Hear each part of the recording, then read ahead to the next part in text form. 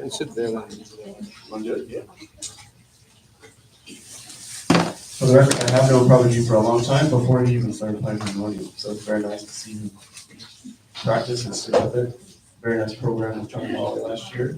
I came down when you were leading and I was like, hey, nice, check this guy out. So it's always nice to have another fellow teacher here in the house. Tell you what, I'd like to sleep.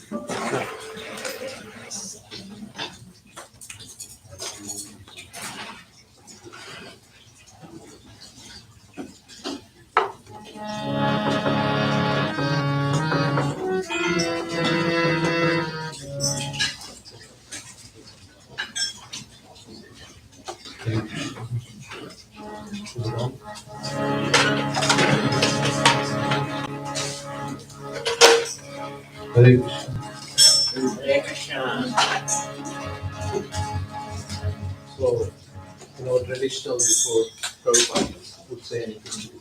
Sing Jaya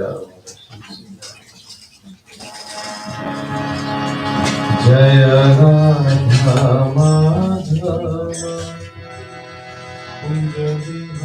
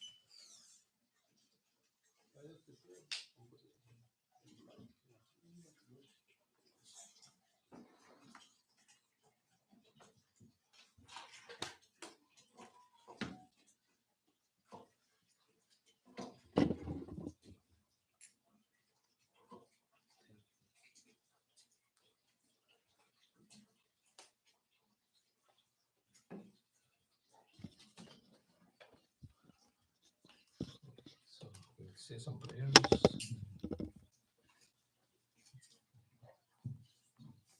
Is everybody here like familiar with how? What is that? I don't know anybody mostly. Excellent point.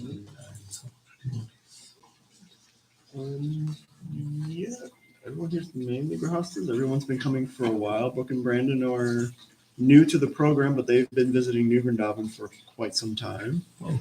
So they're familiar and they have the best Tulsi in the house. And I think everyone else is Our students came in. pretty steady. We do have some students from Cleveland State. Sorry, guys, I can't see you all the way down here. Anyone new today? Is anyone coming for the first time? Show of hands. Oh, one. Oh, One girl. One. Well, welcome. see you Thank you very much for joining us. Okay, so we are going to recite some prayers. So Rancho Bhum said he's also come for the first time. Yeah. Technically, yeah. He's our Columbus. By the way, he also gives classes. Yeah. I heard. Yeah, I'm actually, I heard he leads kirtan, very nice kirtan, and gives class, so I'm gonna go on vacation.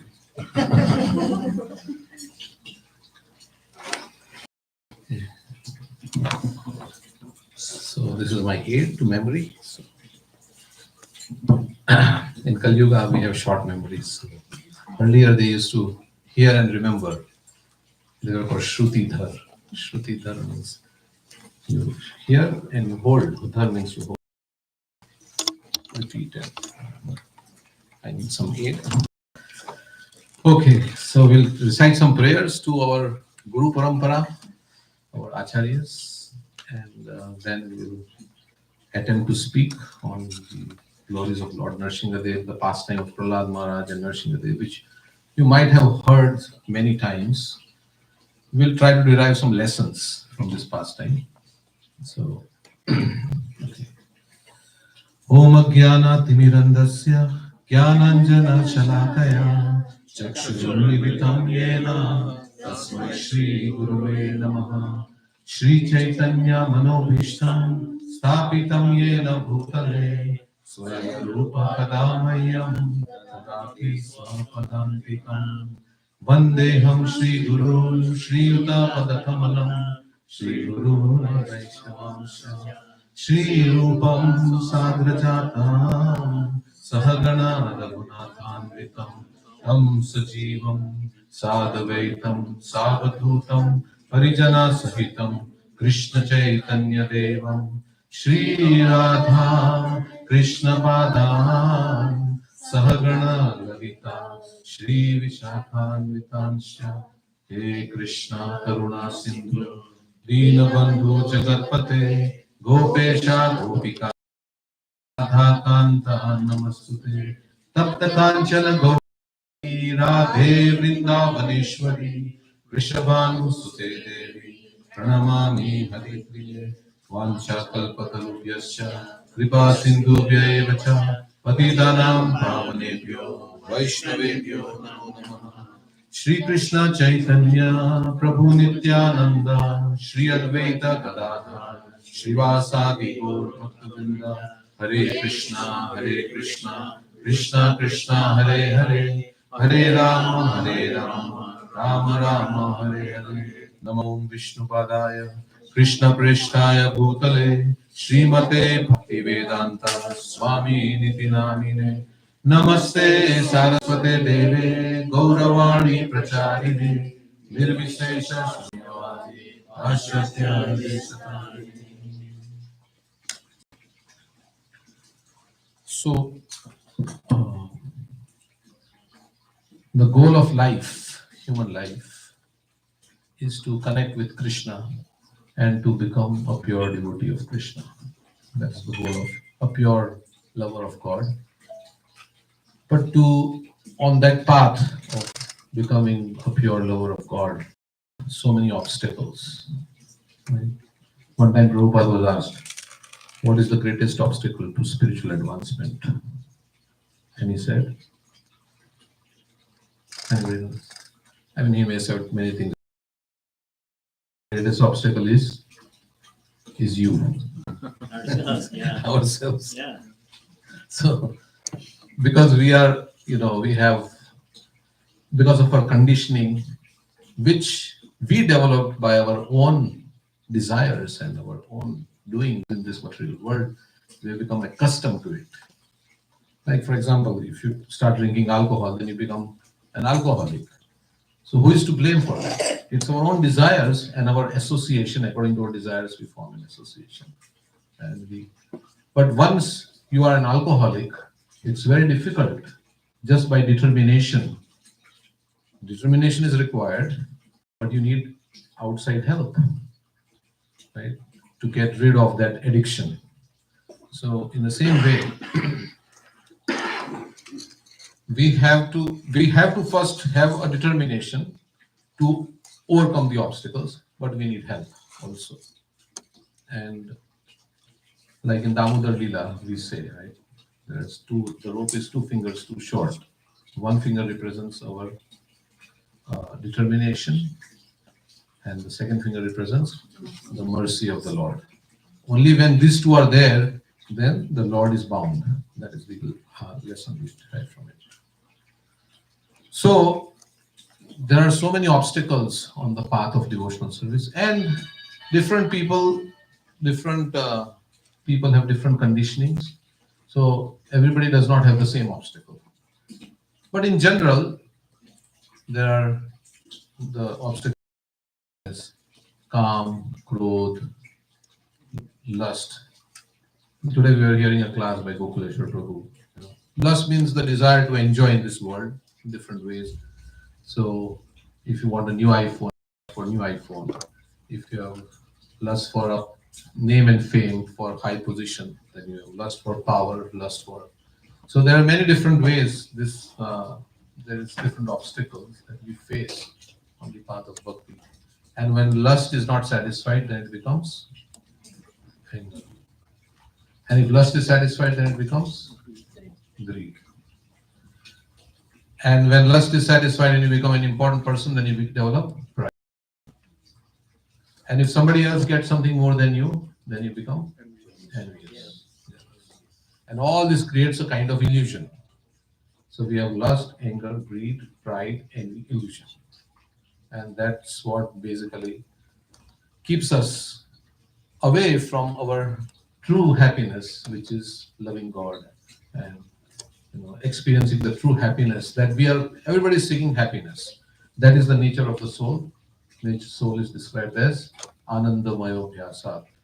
Anything we do in life, whether we are changing our job, we are moving from one place to another, or we are starting a family or whatever, it is all with the idea that I will get happiness. We are endeavoring for happiness, because that's the nature of the soul, is to always look for happiness. So true happiness is spiritual happiness.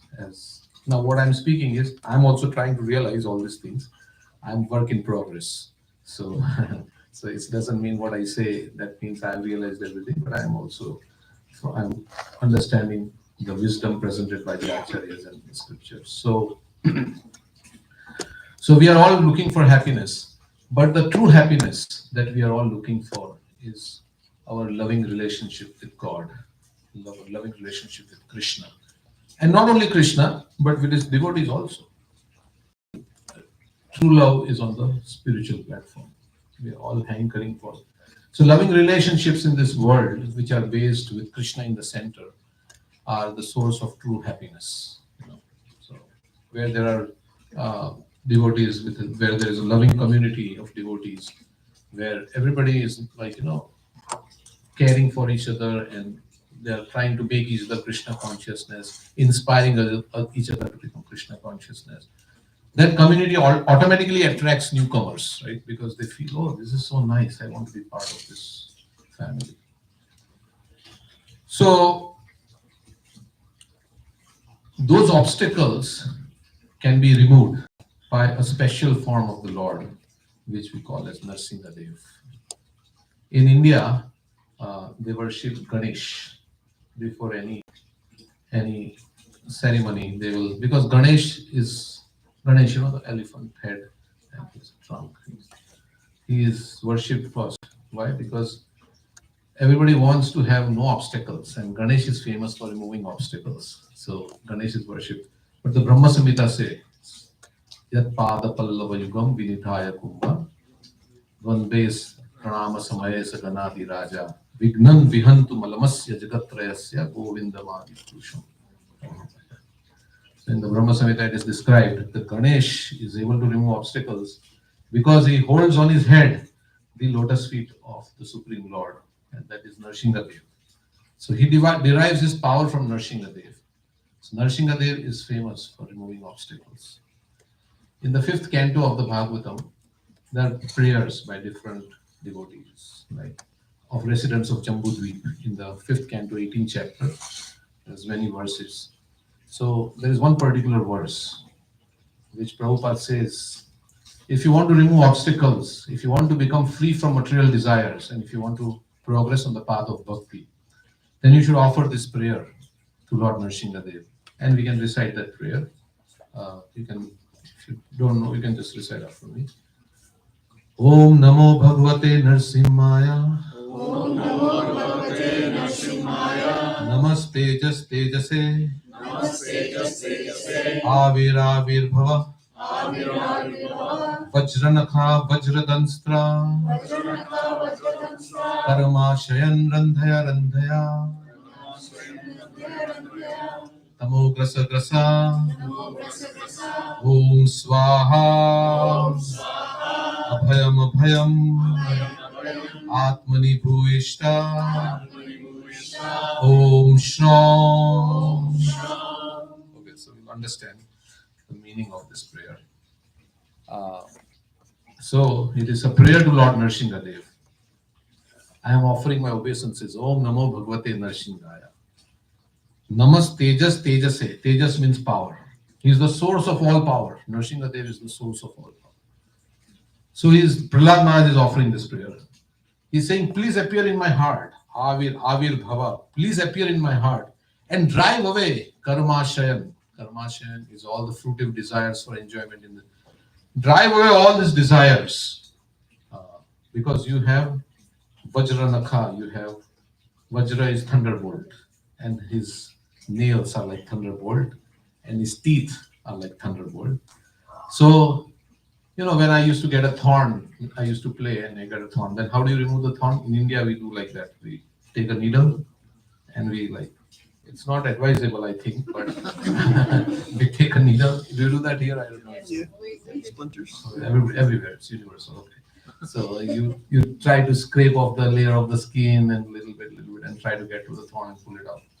So our desires are very deep rooted in the heart, very, very deep. So Narasimha has his nails, and those nails can go very deep, like the needle, and he can pluck out all these desires from our heart. So he has claws and he has teeth, his teeth, Vajranakha, Vajradanstra. Danstra is the teeth. And so he says, please take away all these desires from my heart. Because of all these desires, I am rotating in this cycle of birth and death. Sometimes I am in Cleveland, sometimes I am in Columbus, sometimes I am in some other place, I'm going up and down in this universe. Sometimes I'm a cat, sometimes I'm a dog. So we are transmigrating and suffering in this material existence, and we are not finding any happiness. We are looking for happiness. We are not finding any happiness. So he says, please drive away this. You are the source of all power. And drive away my ignorance. Tamo grasa grasa. Om Swaha. And make me fearless in this material existence. Prahlad himself was very fearless. You can see how fearless. We'll see some of the discuss his pastime. So this comes in the fifth canto. This prayer by Prahlad Maharaj comes in the fifth canto. The story, the pastime of Lord Narasimha and Prahlad Maharaj. Everybody is familiar with the Bhagavatam here? You heard about the Bhagavatam? If you don't have, do you have, like you said, distributes Bhagavatam? You sell Bhagavatam sets? We sell Bhagavatam sets. Oh, so if you don't have, then you can see that. Yeah, it's very good to have Bhagavatam at home and read. Of course, not just to have to read also. Like sometimes they say, Don't keep Bhagavad Gita as it is. Keep it as it is. Sometimes I go to distribute books and they say, "Oh, this is Bhagavad Gita. This is too thick. You have like a little abridged version." So I say, "What did you? What are you?" You said, "I'm an engineer." So I said, "How many books like this you studied in your course of your engineering?" He said, "Many books." So you studied so many books. Why can't you study only one book, Bhagavad Gita? So they say, "Yeah, that's good. Maybe I'll take it." So then we take it. So anyhow. So in Bhagavatam, in the 7th canto, there are 10 chapters that are dedicated to this pastime. It is one of the longest pastimes in the whole Bhagavatam. And there are 10 subject matters discussed in the Bhagavatam. This particular 7th canto describes the section of Uti, creative impetus, where you can see what happens with good actions and what happens with bad actions. So both are discussed. Shubha and Ashubha are discussed in the 7th canto. And Chaitanya Mahaprabhu, everybody familiar with Chaitanya Mahaprabhu? He came 500 years back. He used to hear this pastime every day, sitting with who was speaking the pastime? Gadadhar Pandit. Gadadhar Pandit used to speak this pastime in a place in Jagannath Puri. And after finishing the pastime, he would say, "Oh, please tell this pastime again. Please tell this pastime again." So if he was hearing so many times, we could at least hear once a year, or like that. Sometimes we think, "Oh, I already know that. Now I know what's coming." So yeah, that's true. But every time we hear it, we will derive some, or we read, we will derive some newer, realization. As Prabhupada says, spiritual subject matter never becomes stale. The same mantra you are chanting, Hare Krishna, Krishna Krishna. Hare. We don't change our mantra, Hare Ram, Ram Ram, Hare Hare. So Krishna is ever fresh, and the same Bhagavad Gita you read again and again, and you will derive some newer and newer. So this pastime began one time. It happened in Satya Yuga. So Shukdev Goswami and Parikshit Maharaj were conversing, and Parikshit Maharaj asked Shukdev Goswami, "Why is it that the Lord is always partial to his devotees? Why is he always partial to his devotees? Every time we see that whenever there is any trouble the devotees have, the demigods, then they go to Vishnu, and Vishnu will say, 'Oh, this is what I'll come.'" Actually, in the Bhagavatam, there is a verse which is called the Paribhash Sutra, or the what you can say, the defining verse of the Bhagavatam. Ete chansha kala pumsam swayam indrari vyakulam loke mridayanti yuge yuge. After describing all the incarnations, it says Krishna is the source of all the incarnations, and whenever the enemies of Indrari vyakulam loke, they disturb this peace, then Krishna advents himself as different incarnations, Vamandev, Kurma, like that different. So Shukdev Goswami said, the Lord is not partial. It appears to us that he's partial. But whatever he does is all good, because it's like a mother giving some sweet to a child. And at another time, when the child is sick, the mother will give some bitter medicine also. The child may think, "Oh, my mother hates me because she's giving bitter medicine." Similarly, sometimes the Lord, to rectify the conditioned souls, he may do some, he may act in a certain way so that we can come closer to the Lord.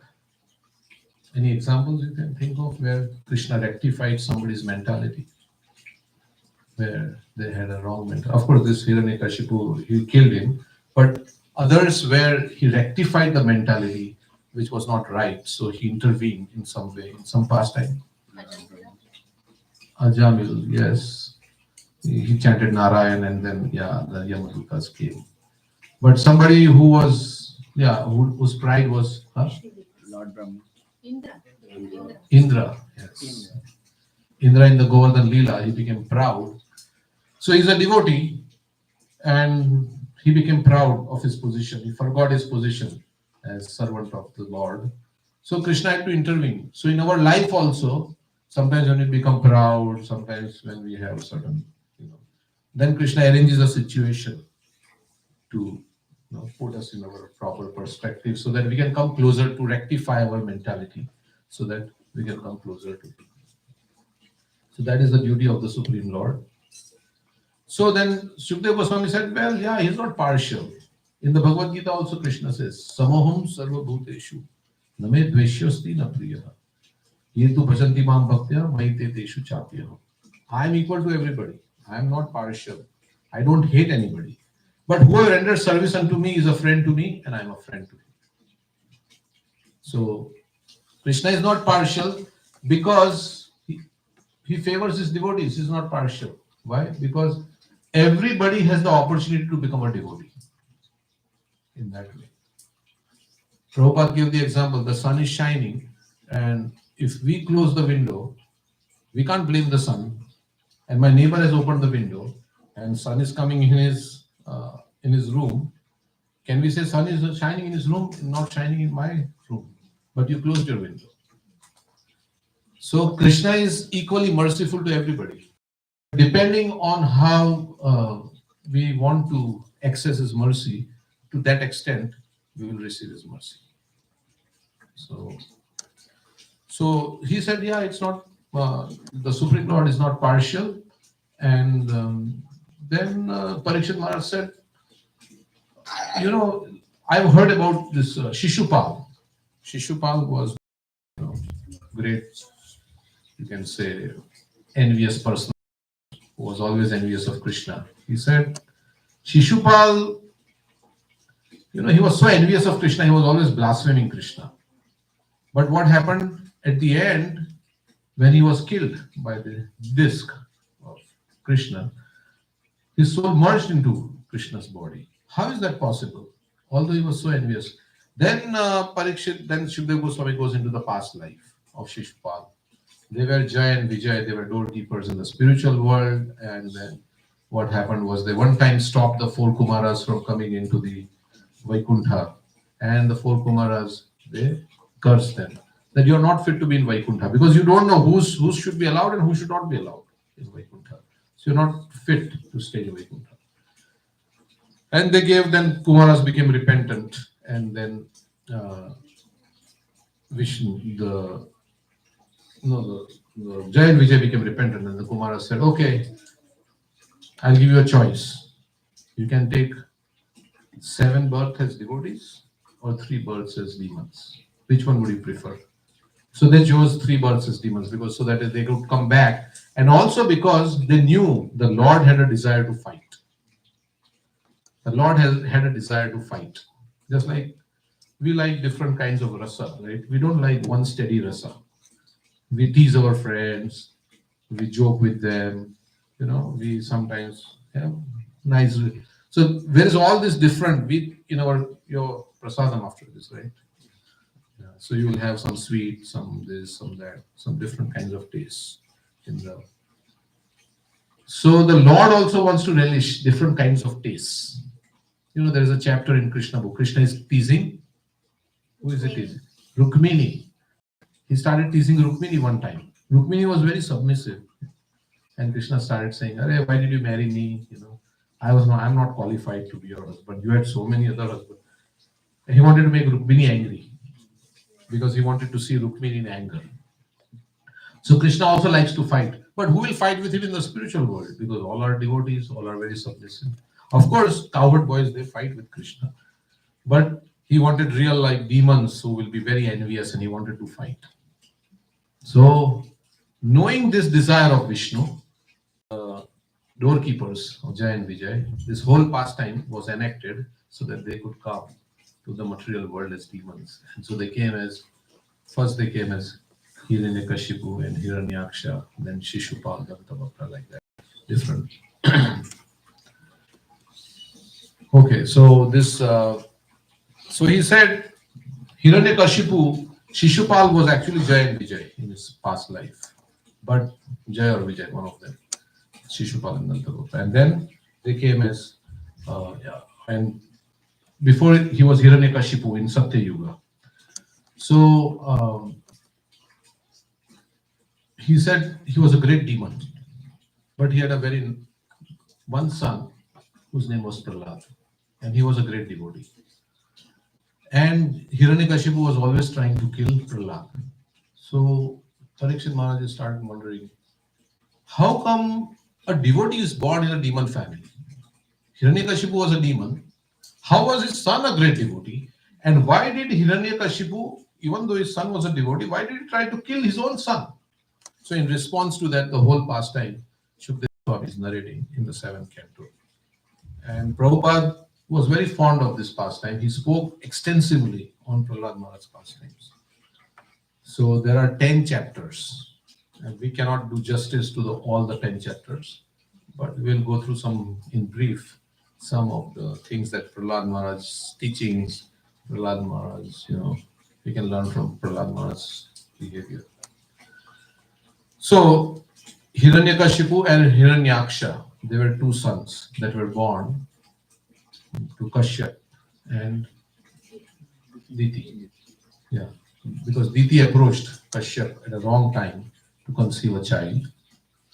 So the first lesson we can say is that the consciousness is very important in which a child is conceived.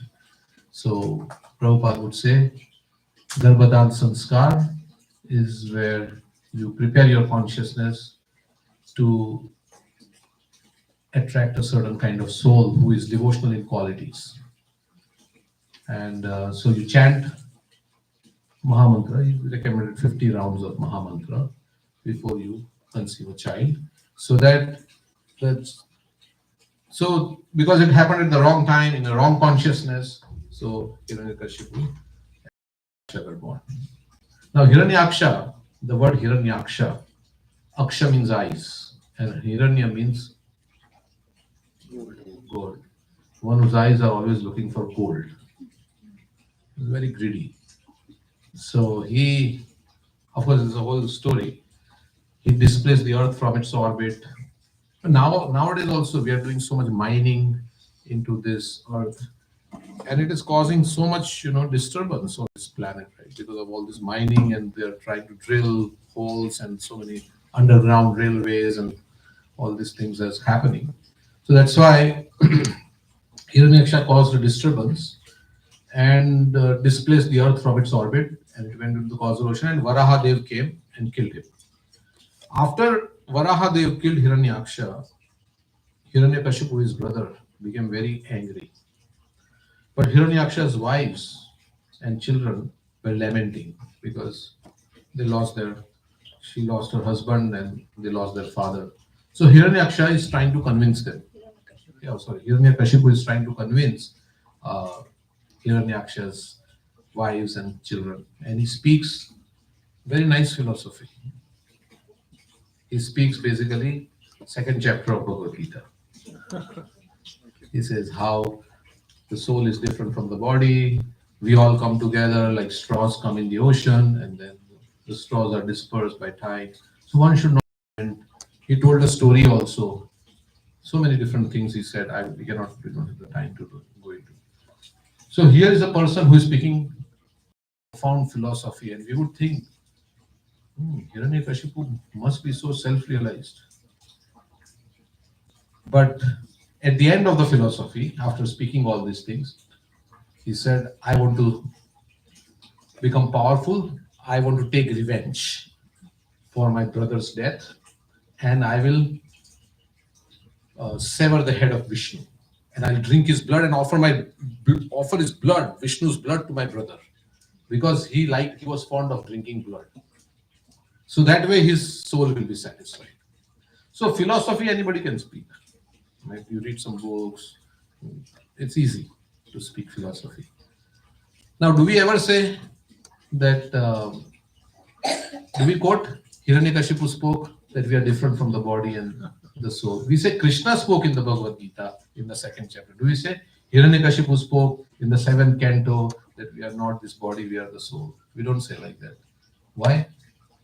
Because he's not practicing. He has no character. So without character, Ravana also was a great scholar.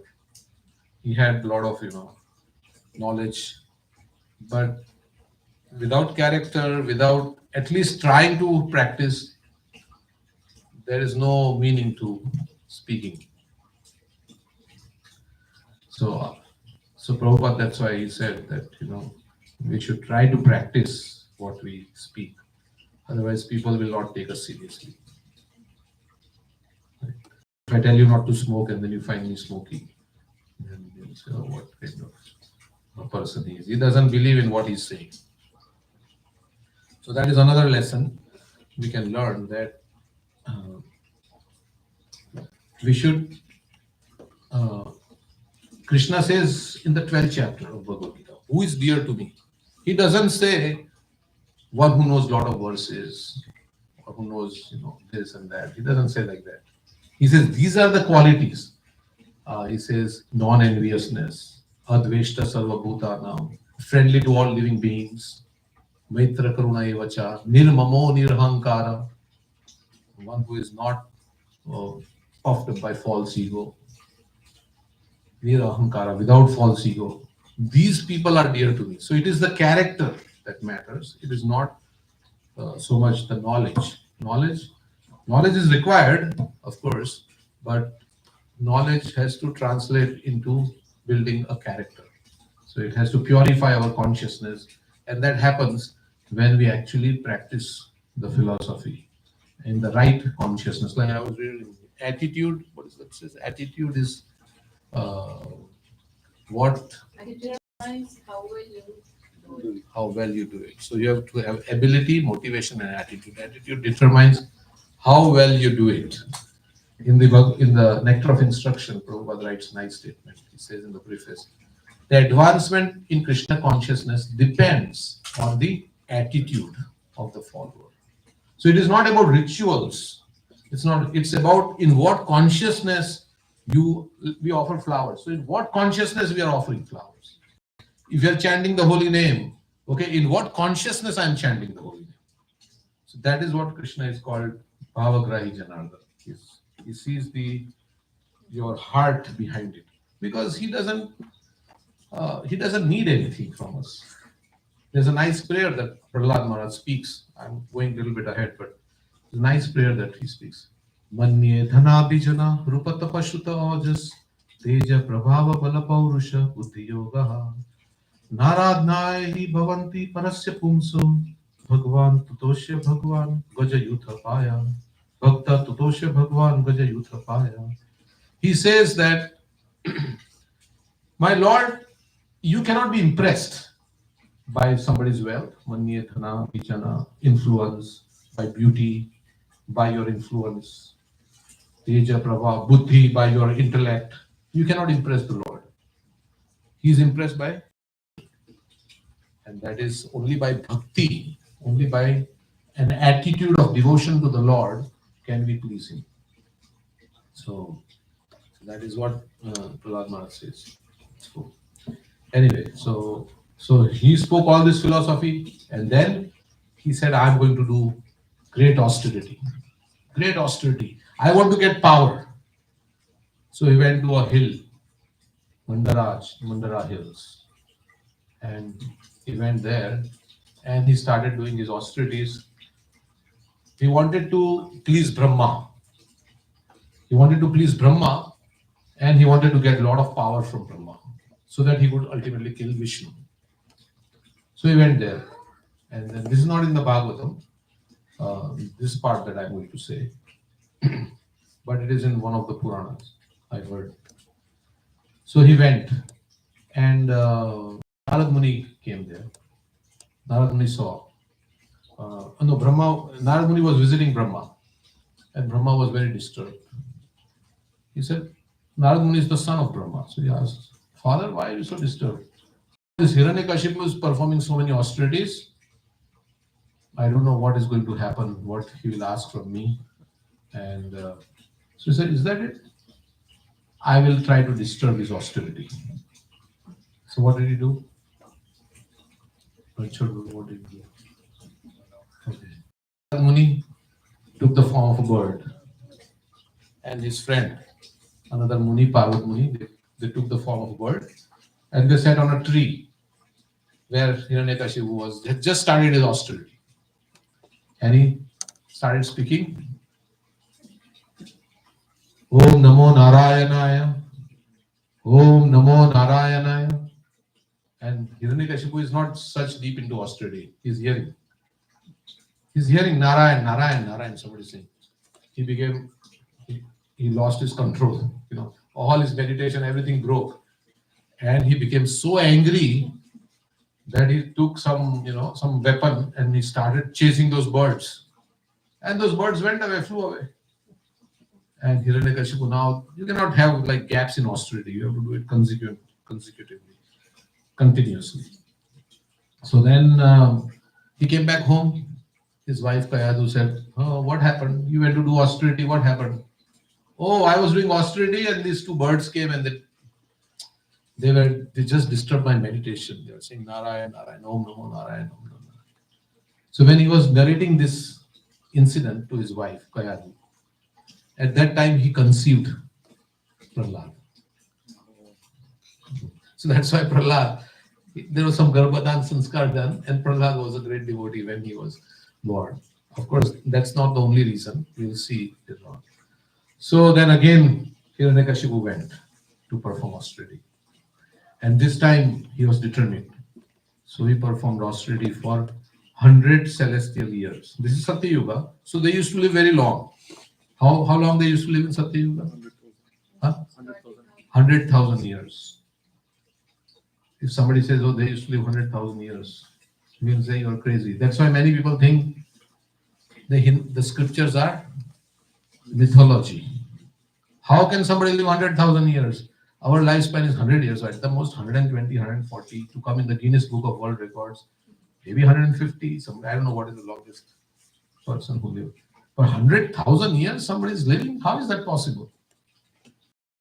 So we should not disbelieve things in the scriptures because they don't fit our present experience.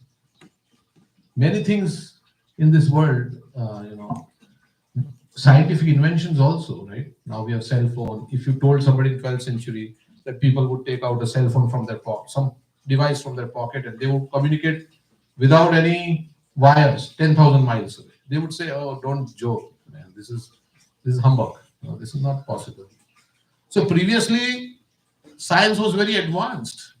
They used to invoke weapons by chanting mantras. They used to light fire by speaking mantras. They could do that. But nowadays we don't know this science, so we think, how is it possible? So they used to live 100,000 years. So he went for 100 celestial years. And while he was away, the Devtas, the demigods, they took advantage of this opportunity. Hiranyakashipu is away. Let us capture his wife because she was pregnant at that time. And they said we should, as soon as the child is born, we'll kill the child. Because he's also going to be a big demon like his father. Why don't we nip it in the bud? They say in English, nip it in the bud. Means before it assumes gigantic proportions. The Chanakya Pandit says 3 things you should do away with immediately: death, disease, and fire.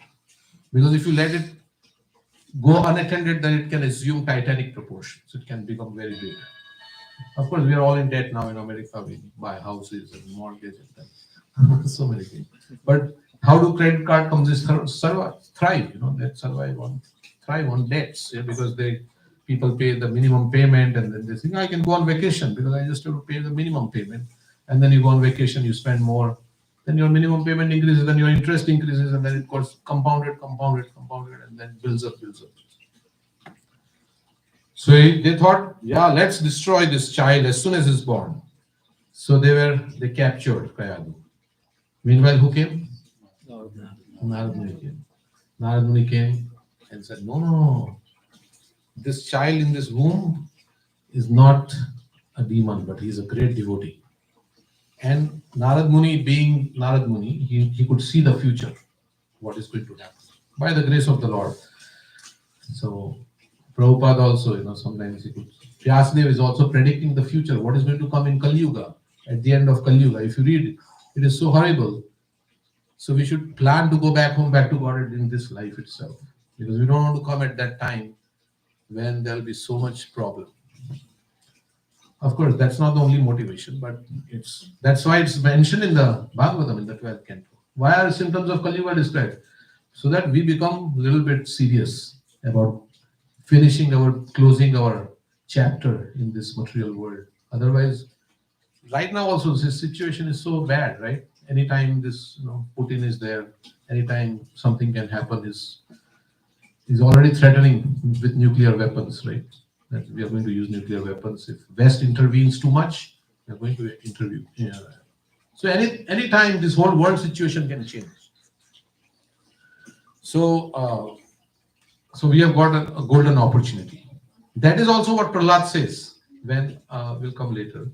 But let me say it now. He says, okay, later on, because it doesn't fit right now. So then he was performing austerities for a long time, and nobody can do austerities like Hiranyakashipu. He was doing austerities till he became like just bones.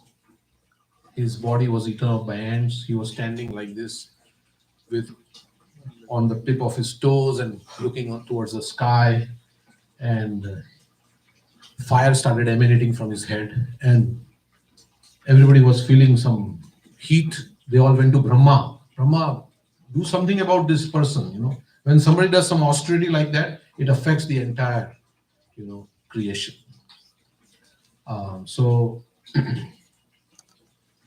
they went to Brahma. Brahma said, "Yes, I'll go."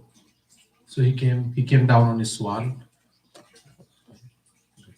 So he came down on his swan, and then he saw, where is Hiranyakashipu? He couldn't find out where is Hiranyakashipu. He saw that there is an ant hill, all. And then he took some water from his kamandalu and sprinkled. And lo and behold, Hiranyakashipu, from his emaciated, body, he became very, very, strong and, very steel-like body. And he asked, "So, what can I do for you?" Brahma said. What did he say? "Make me immortal." He said, "I'm not immortal. How can I make you immortal? You ask me $1 million, I don't have $1 million, how can I give you? So I cannot do that." Actually, we are all immortal. As soul, we are immortal. But he wanted to be immortal in that body. That is not possible. Jatasya hi dhruvam mrityu, dhruvam janma mritasya cha. Every person who is born is sure to die. None of us in this world are going to stay in this body forever. So he said, okay. Then he tried to trick Brahma. He said, okay, not in the daytime, I should not be killed in the night time, not by any living entity. So how many living entities are there? 8,400,000 species. So he said, none of the 8,400,000 species of life can be able to kill me. So he asked for that. Not in daytime, not in night time, not outside, not inside, not by any weapon. So many different conditions. Not in air, not in land, not in water. So many. He thought, now I'm done. So another point to note here is that Hiranyakashipu did a lot of austerity. Very hard work. But what happened at the end of it, his heart did not change.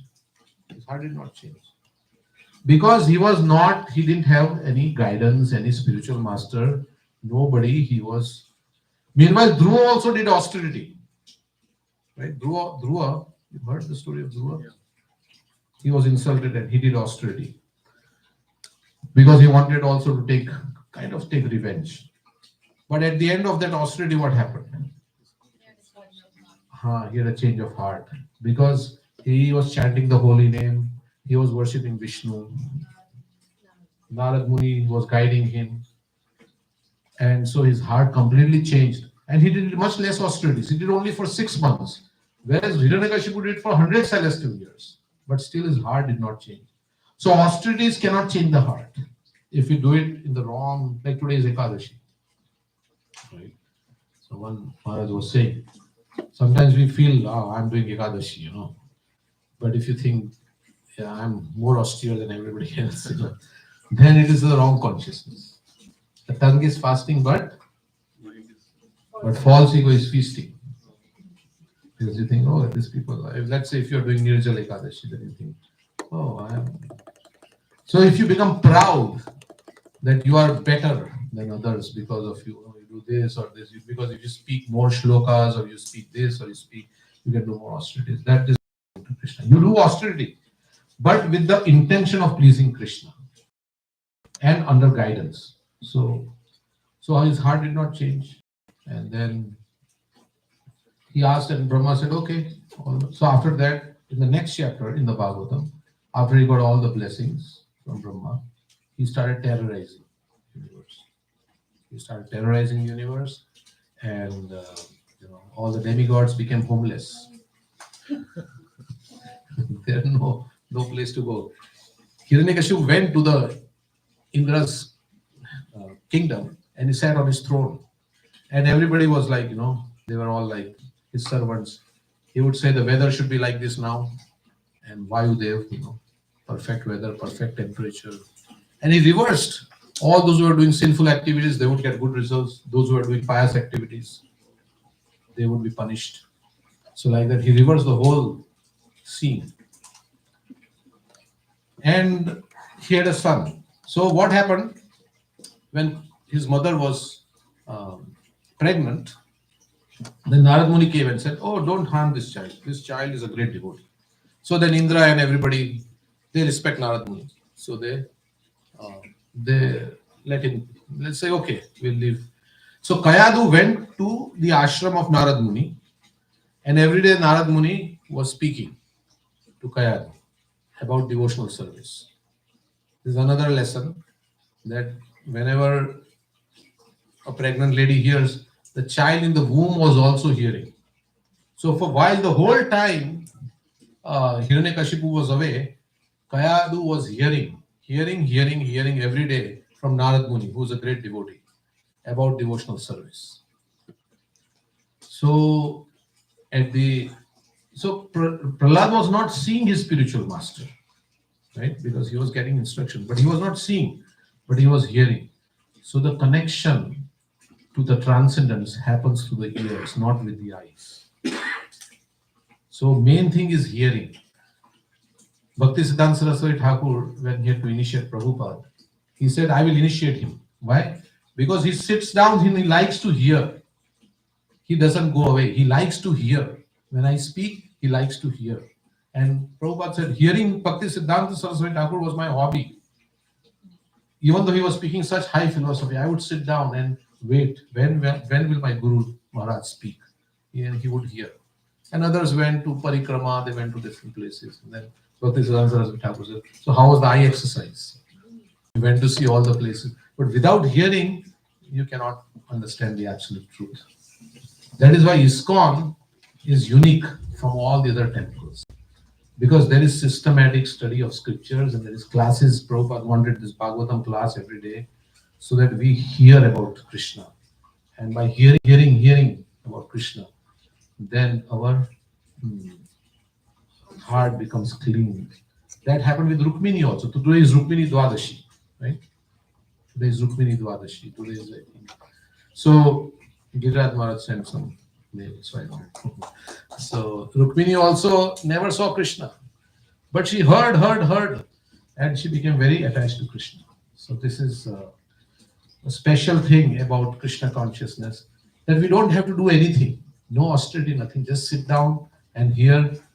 We don't even have to speak sometimes, Like, of course, what we hear, we can share with others. But we just sit down. Other devotees have prepared their classes, they have prepared their presentation. We didn't have to do any hard work. We just sit down and hear what they have to say. And by that hearing, that love for Krishna will awaken in the heart. So when Prahlad was born, he was already a devotee.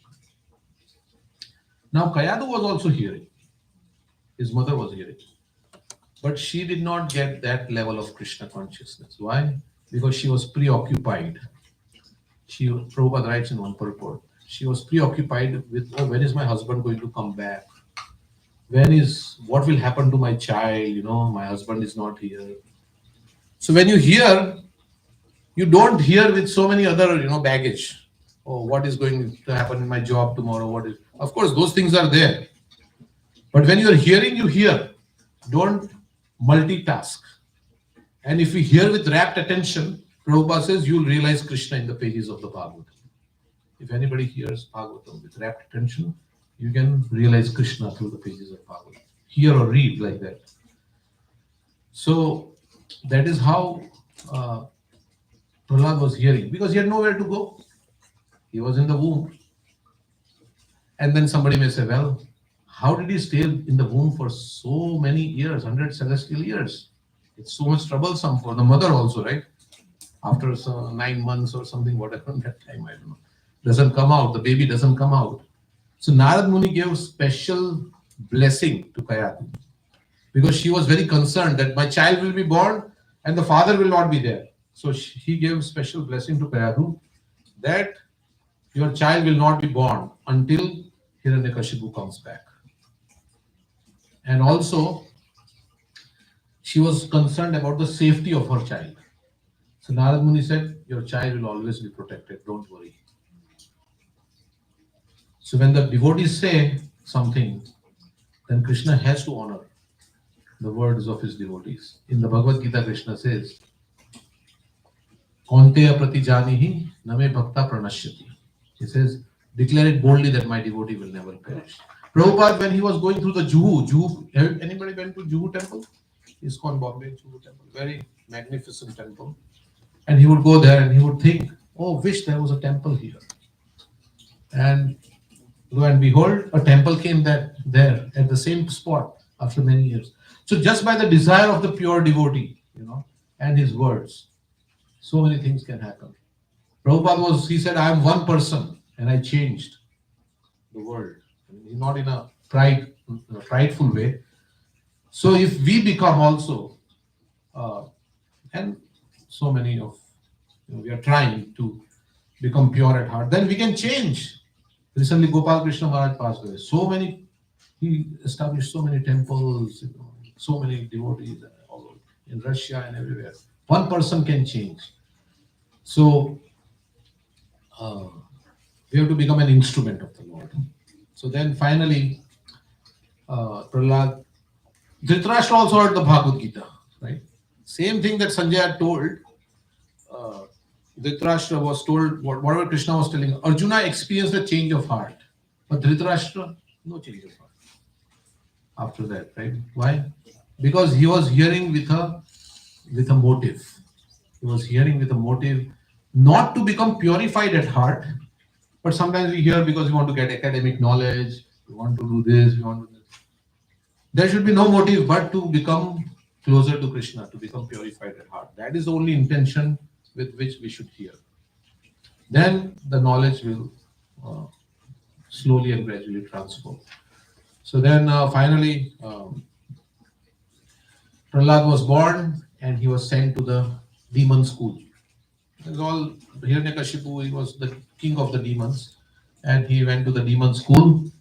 And who was teaching there? The sons of Shukracharya, Shanda and Amarka. They were teaching there, and they were teaching him all kinds of philosophies. How to distinguish between friends and enemies, how to divide and rule. They were teaching him politics, how to conquer over your enemies, like that he was teaching. So after some days, Hiranyakashipu wanted to check how his son is doing. So he brought his son, came to the father. He was dressed nicely, bathed nicely, and Hiranyakashipu took Prahlad on his lap. And he smelled his head, he kissed him. Very affectionate. Hiranyakashipu was a tyrant for so many people. But for his son, he was very, very kind. And he just asked an innocent question. Prahlad, you have been going to school. What did you learn in school? What did the teachers teach you? And Prahlad said, I'll say the verse. What exactly the verse is? Tat sadhu manye suravarya dehinam sada samudvigna dhiyam asatgraha Hitvatmapatam grihamandhakupam vanam gato yadharim ashraye. He says, O best of the asuras, O best of the demons, Tat sadhu manya, Asura Varya, you are the best of the demons. What I learned from my teachers, and he's talking about what he learned from Narad Muni, because he's not thinking what he learned, because he learned in the womb. He said, what I learned is that those who are in materialistic consciousness, they are always in anxiety. And they are trying to grab onto something which they cannot hold on to. That's why there is always anxiety. My dear father, you should give up your materialistic consciousness, because this is like a deep dark well in which there is no water, just suffering. And you should go to the forest and take shelter of Hari. And Prabhupada qualifies that as he should go to Vrindavan. He was saying that he should go to Vrindavan and take shelter of Hari, because this materialistic consciousness you should give up. And when Hiranyakashipu heard this, he got shocked. He did not expect this to hear from his son. So he called the teachers, Sanday Namarka. What is going on? How is he learning all these things? Sanday Namarka said, we did not teach him. We are not teaching like this. I don't know where he has learned. Hiranyakashipu said, check if there are any spies coming. Some devotees are coming as Vaishnavas and they're teaching my son, all these things. And that's why he has learned all these things. Make sure that he learns properly. So they took Prahlad back to the, we'll fast forward. They took Prahlad back to the school. And again, they were cursing Prahlad. Prahlad, how did you learn all these things? We are not teaching you. Our life is in danger, Hiranyakashipu is blaming us. Where did you learn all these things? And then Prahlad said, I don't know. I don't understand what you are teaching between friends and enemies, distinction. Because I see everybody as spirit soul, as part and parcel of Krishna. You are making distinction between friends and enemies. There is no friends and enemies. We are all children of the same God. So he was saying like that. But they again started teaching him, and he was very respectful. After a few days, again, same thing happened. They brought Prahlad back to Hiranyakashipu. Hiranyakashipu asked the same question. Beta, what did you learn from your teachers? And this time he said, Shravanam Kirtanam Vishnu, Smaranam Pada Sevanam, Archanam Vandanam Dasyam, Satyam Atma Nivedanam, Iti Pumsarbito Vishnu, Bhakti Shenava Lakshana, Kriyata Bhagavati Adha, Tanmanyadhitam Uttamam. He said, my dear father, what I've learned is that anybody who has dedicated his life to serve Vishnu through these 9 processes of devotional service, I think he's the best person. And at this point, Hiranyakashipu got very enraged. Some devotees say only one word he had to change. Instead of Vishnu, he had to say Hiranyakashipu. Then everything would have been all right. But he said Vishnu. Again, Vishnu came. So then he said, how did you develop this Krishna consciousness? He asked him. Prahlad, how did you develop this Krishna consciousness? Prahlad said this Krishna consciousness cannot be developed by one's own effort, by going to conferences, by seminars, all these things. Because in you, Krishna consciousness cannot develop because you have strong material desires to enjoy this world. Krishna, you can, all these strong material desires will only take you down into hellish life. And you can not. And you are blind, and your followers are also blind. And they are following you, and you're all going to land into a ditch. The blind following the blind. But he said, if you want to develop Krishna consciousness, there is one way. What you should do? You should find a pure devotee of the Lord and take the dust from his feet and do an abhishek. Means menially serve a pure devotee. Then only you can become Krishna conscious. He didn't want to become Krishna conscious. So Hiranyakashipu pushed Prahlad off his lap and said, kill him. Kill him. Whatever way you can kill him, kill him. So they tried all different ways. We cannot go into all the detailed ways. They tried to pierce him with spears. They threw him off a mountain cliff. They threw him into... And Prahlad was completely dependent on Krishna. If Krishna wants to kill, who can protect me? So he was always thinking of Krishna. He is actually the Acharya of Smaranam. He was always remembering Krishna. All that we do is to come to one point. Always remember Krishna Never forget Krishna. Whether we are chanting, whether we are doing all these things, is ultimately to come to this point. Because it is our mind that will take us to our next destination. So the mind, the subtle body, if it is, it has developed love for Krishna, just like you are in love with somebody, then you always remember that person, right? A mother always remembers the child because she's always thinking about the child. Child has eaten, child has done this, where is the child? So the devotee, by hearing about Krishna, by chanting about Krishna, he develops an attachment for Krishna. So then Krishna always comes in his mind. He always remembers Krishna, Krishna's service. So we want to come to that platform. We are not at that platform, but we want to come to that platform where we can always remember Krishna. And if you remember Krishna, then Krishna says in the Bhagavad Gita, Anta kale cha mameva smaran muktva kadaveva. And that is the goal of life, is to remember Krishna. Ante Narayana Smriti.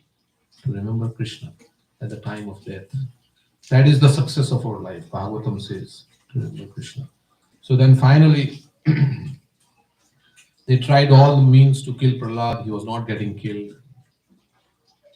Hiranyakashipu became very disturbed and sad.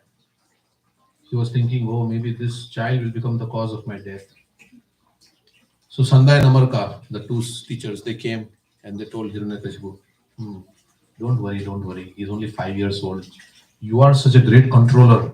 When you move your eyebrows, all the demigods tremble in fear. Why do you have to worry at this 5-year-old? In due course of time, he will grow up and he will learn all our ways, he will learn. So they sent him to school again. Now what he did in school, he started preaching to his classmates. So now not only is he becoming a devotee, but he is influencing others to become devotees. And there is a whole chapter on the teachings of Prahlad Maharaj in the Bhagavatam. And one verse that Prabhupada was very fond of is Kaumanamacharit pragyo dharman bhagavataniha durlabham manusham janma tadapya dhruvamarthadam. He tells his classmates who are of his age, 5 years, 6 years, something like that. He said, human life is not to be wasted because human life is very rarely attained. It is temporary, and while you have it, it is very valuable. These things will not last. Human life will not last for long. It is very rarely attained because you have to go through so many species of life and finally you come to human form of life. And it is very valuable while you have it. So don't waste your time in some small stupid goals of this world like that, he said. You should take to Krishna consciousness. So like that he was convincing his classmates. And then finally, the time is over, but finally he went and Hiranyakashipu came to know about it. And then he said, today I will myself kill Prahlad. I will see who protects him. So he took out his sword and he was telling Prahlad, you are getting so much power to speak all this, so boldly. Everybody is afraid of me. Where are you getting your power to speak like this? And he said, I'm getting the power from the same source where you are getting your power from. From Vishnu. He says, Vishnu, Vishnu, Vishnu. Where is your Vishnu? Let me see how he will protect you today. So he took out his sword and he was going to sever the head of Prahlad. He's in this pillar and he smashed while he was going to sever the head, he smashed the pillar. And then big sound came out of the pillar. And that sound actually, Hiranyakashipu started trembling. And this huge form, half man, half lion. The upper portion was lion, the lower portion was man. Not one of the 8,400,000 species. So Narasimha Dev also kept all the, because Brahma is his devotee, so he kept all the boons of Brahma intact. And he was playing. He came there around noontime, Narasimha Dev, and he was playing with Hiranyakashipu. He was playing. Just as a cat will play with the mouse for some time. So sometimes Krishna allows us to play for some time, like that. We are playing. Then finally everything gets over. So, and Hiranyakashipu was escaping the grip of Narasimha Dev. So Hiranyakashipu was thinking, yes, I am powerful actually. Even Narasimha cannot hold me. I'm very powerful. And all the demigods were also afraid. What if Hiranyakashipu escapes? If he escapes, then what will be our situation? We are now laughing and all these things like a criminal escapes from the jail. Then all those people who were laughing and then they are going to be in trouble. So they were also like. And finally, Narasimha Dev played with Hiranyakashipu for some time, and then finally at twilight, which is not daytime, not nighttime, in between, he took Hiranyakashipu on the lap and he tore him apart with his nails. That is what we sing in the Tava Kara Kamala Vare Nakham Adbhuta Shringam Dalita Hiranyakashipu Tanu Brinda. As one can crush a wasp between one's nails, effortlessly Hiranyakashipu was torn apart by the lotus-like Tavakara Kamalavare. He split him apart and he took his intestine and he garlanded himself with the intestine. And blood was dripping from his mouth. And like a lion after killing a prey, how his mane and everything he was roaring. And one Acharya says he took the intestine and garlanded him because Hiranyakashipu was always shouting, "Kill Prahlad, kill Vishnu." So all that voice was coming from the intestine, when you say very loudly. So it was like he was speaking the name of Prahlad, Vishnu, like that devotee. So he said, "Yeah, this is sacred. Let me put it on my neck." So then finally, there is a long. Everybody was afraid to go to Narasimha Dev. Nobody could pacify Narasimha Dev. Then they sent Prahlad, and then he offers his prayers. And there is very nice prayers of Prahlad Maharaj. So that's the pastime, and we can stop here. Sorry, I tend to speak a little bit more, but is it overtime, right? We have to also go. Thank you very much. If anybody has any other comments, Wonderful. Thank you for your time. It's very Ranchar Prabhu, you would like to say something? I'm excited that I saw you again after 1 week of seeing you. Not seeing you. Yeah. Yes. any questions?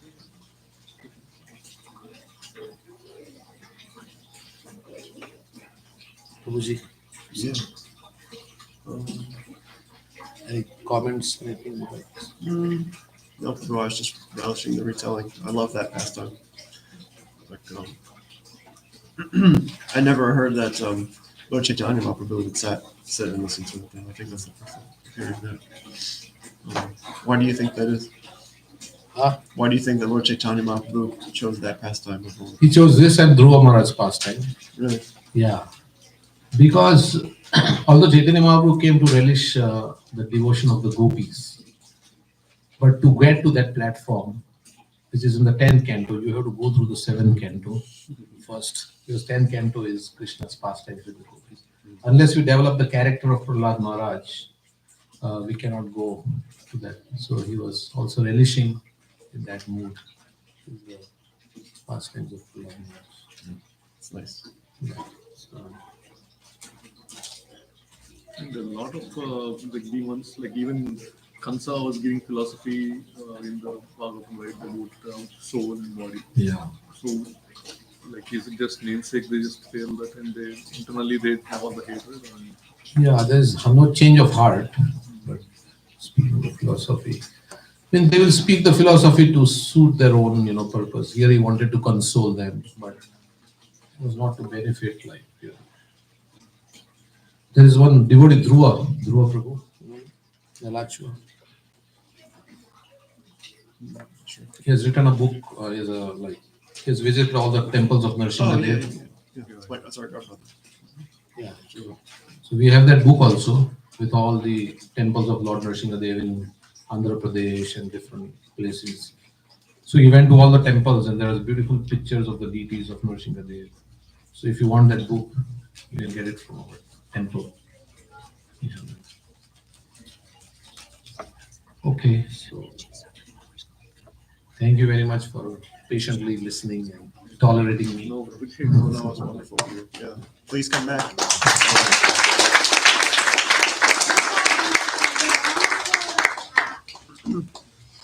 wish whatever I speak, I could also practice because I'll become like here. We can invite everybody on Wednesday to Columbus for the celebration. Yeah, For Narasimha. yeah. Since you are celebrating today, we have our celebration on the actual day on Wednesday. So please come. And we are building a new temple also in Columbus. You put your point across very clearly, with clarity, easy to understand. Thank you, Prabhu. It's all whatever I heard from Prabhupada and other devotees. That's all. That's nothing is mine. Okay, thank you. Hare Krishna. So we have to leave. There is Prem Sindhu Prabhu ki Is this the end of the Sunday program? Yeah, we'll have a shot. You're not gonna stay for Prashad? Krishna. We can get you to go plates if you have to. Okay, sure. Well, let's thank Prem Sindhu Prabhu with a